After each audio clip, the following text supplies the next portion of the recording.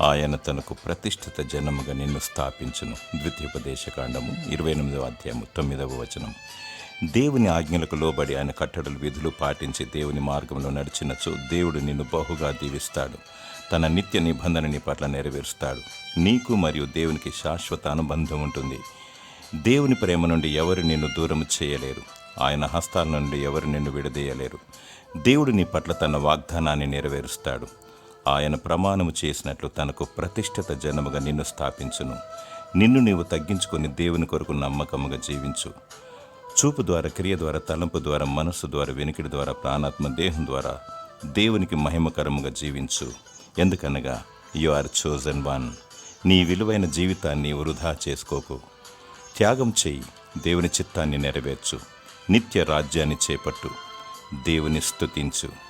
దేవుడు నిత్యము నిన్ను దీవించి ఆశీర్వదించునుగాక. ఆమేన్.